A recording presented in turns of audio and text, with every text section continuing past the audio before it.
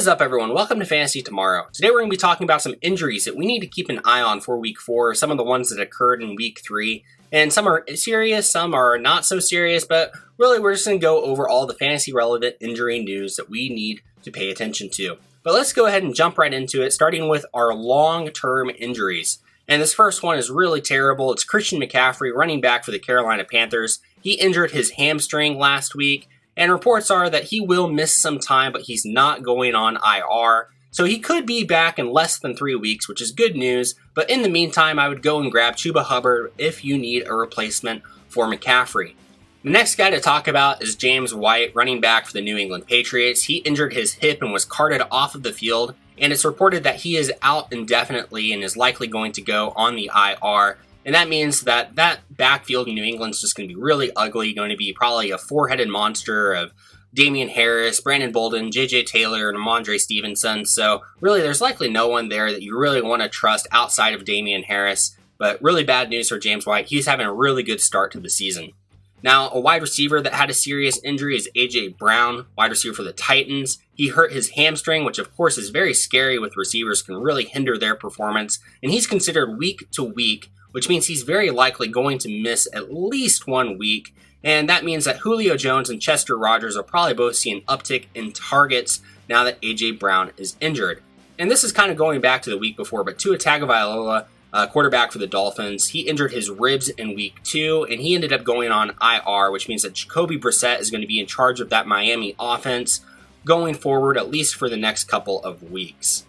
Now, some more minor injuries just to watch and see how things progress in Week 4, leading up to Week 4. Let's get into those, and we'll start with Dalvin Cook, running back for the Vikings. He had an ankle injury that caused him to miss Week 3. If he ends up missing another week, Alexander Mattison is going to get the run with the Vikings offense. He performed very well in Week 3, so definitely keep an eye on this injury and how that situation is going to shake out.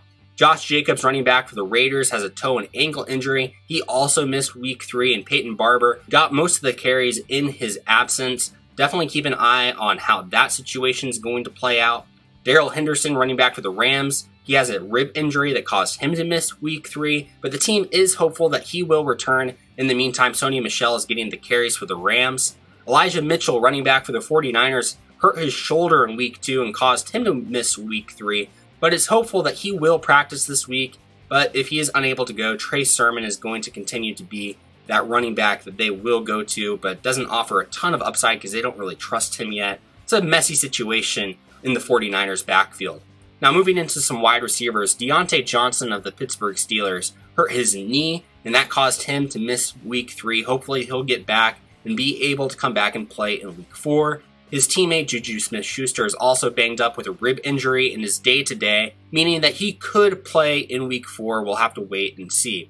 Now, T. Higgins, wide receiver for the Bengals, is hurt with a shoulder injury, which caused him to miss Week 3. And it's going to be really tough for him to turn it around and play because they play on Thursday night. So definitely one to keep an eye on. Sterling Shepard of the Giants hurt his hamstring. And of course, with receivers, got to keep an eye on how that situation plays out. And then Antonio Brown, wide receiver for the Buccaneers, was on the COVID list last week. We'll need to see how he progresses and whether he's going to be able to clear it in time to play in Week 4. And then one final one to keep an eye on, and this is Andy Dalton, quarterback for the Chicago Bears. He's dealing with a knee injury, and while no one's starting Andy Dalton in their lineups, Matt Nagy said that it's really up in the air who's going to start for the Bears in Week 4, with it either being Dalton if he's healthy, or Justin Fields, or Nick Foles. So it's really just a gross situation for that Bears offense that was really bad in Week 3 and doesn't look very great going forward. So bad news if you have David Montgomery or Allen Robinson or even Darnell Mooney. Just not good news for the Bears offense there. But guys, here's a bit of a review of all of these injuries, and if it'll help you, you can download a copy of this so that you can keep track of all of the guys that you need to be paying attention to as we prepare for Week 4. But guys, thank you so much for watching. Please subscribe and drop us a like and a comment and interact with us over on Twitter and on Facebook, and we'll answer any questions that you may have. And check out our other channel, Pretty Smart Sports. We're talking about all sorts of different sports stuff over there, so check that out. But again, thank you all for watching. We'll see you next time.